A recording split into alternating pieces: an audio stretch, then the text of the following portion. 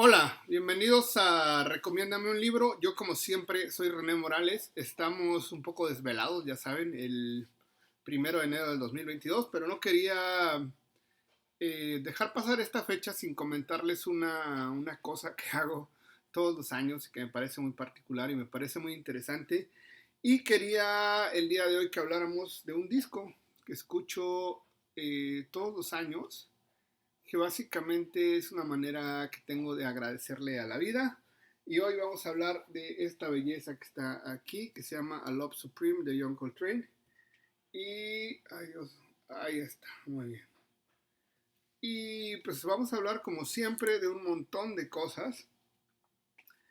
Pero antes de que hablemos del disco, quisiera pues, comentarles algunas cosas sobre John Coltrane. Miren, John Coltrane nació en Carolina del Norte.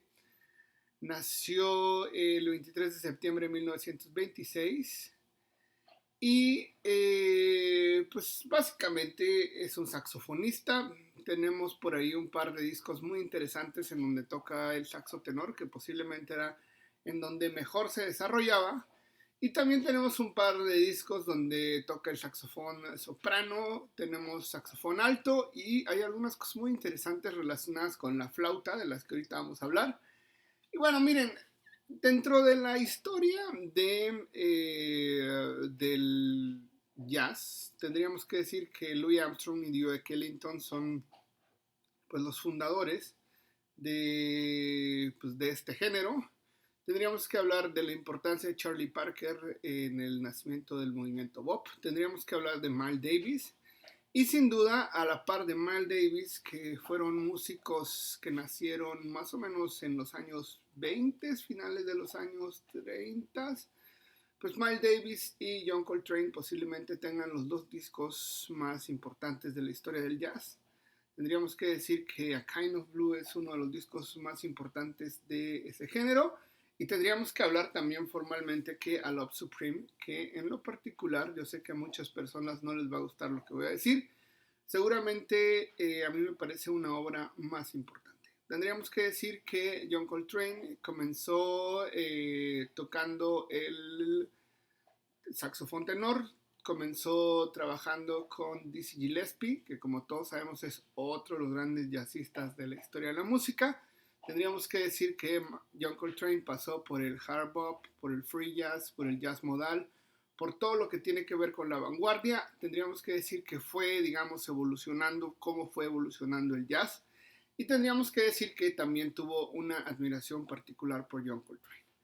Él pues viene de una familia de músicos que tal vez no se desarrollaron tan bien, pero pues sí, creció en ese ambiente. Digamos que también tuvo que ver, como todo buen negro norteamericano, también tendríamos que decir que tuvo que ver pues con la Segunda Guerra Mundial. Fue, digamos, invitado a colaborar en las Fuerzas Armadas de Estados Unidos.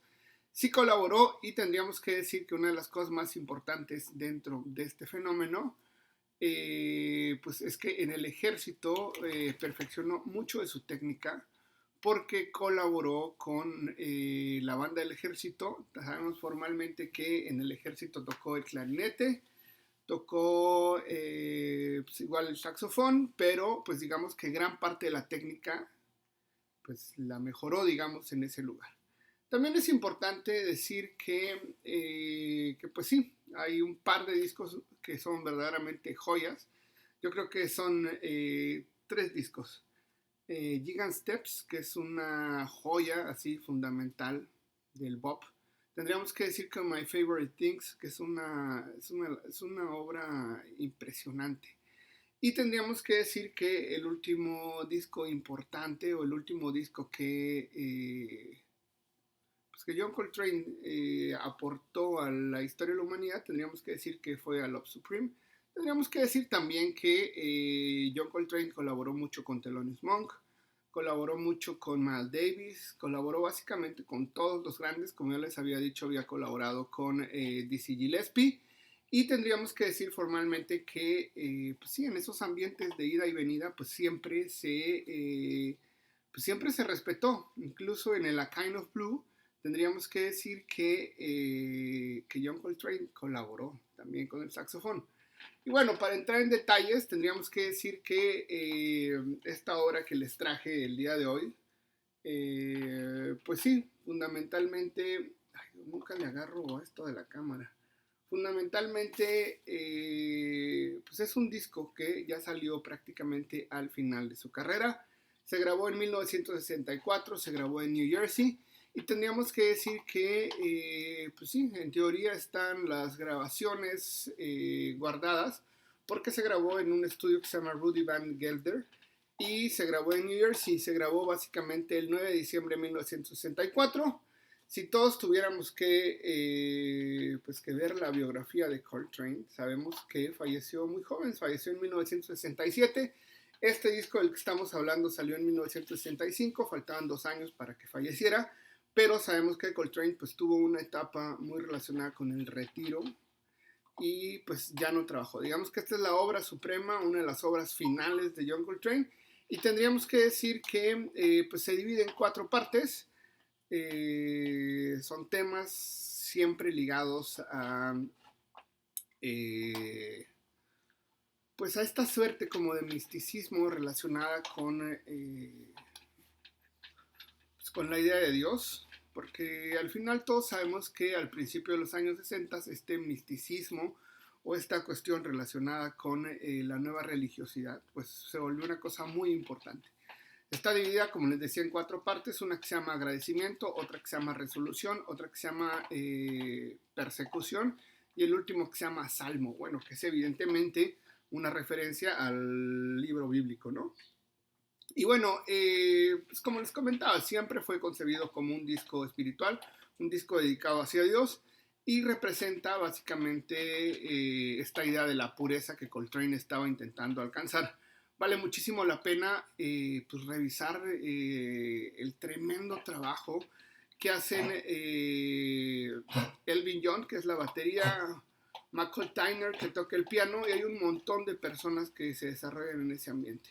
Si tuviéramos que hacer como un seguimiento del trabajo de cómo lo ha considerado la crítica, tendríamos que decir que pues en el 2005, de los 500 mejores discos de la revista Rolling Stone, que ya hemos hablado de ese libro aquí, el A Love Supreme está en el lugar 82. También sabemos que en el Music Top Album of the All Time que sacó Radio está en el lugar número 47, y vale mucho la pena revisar el hecho de que fue un disco que solamente una vez, en 1965, en el año de la salida, en Francia se tocó una sola vez.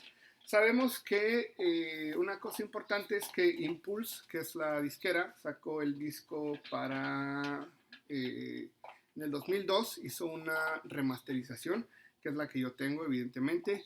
Y tendríamos que decir que se trabajaron con las tomas originales, por eso yo decidí comprarlo.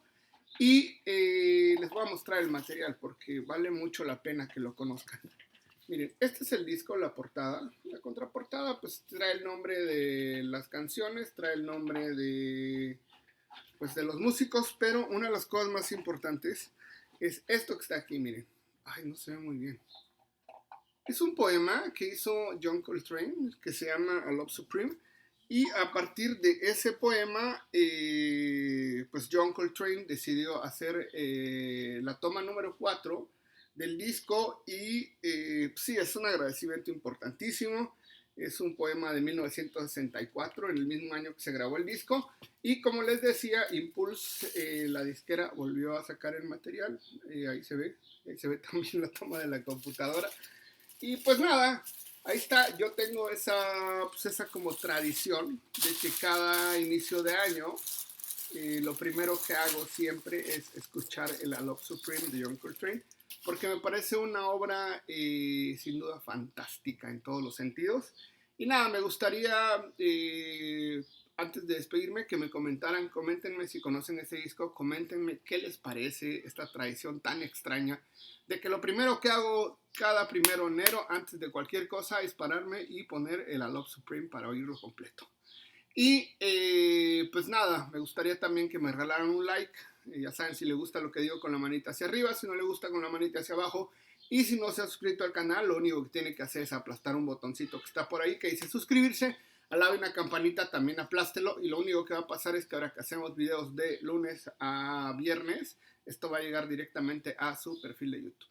Bueno, sin más por el momento, nos vemos en el próximo video.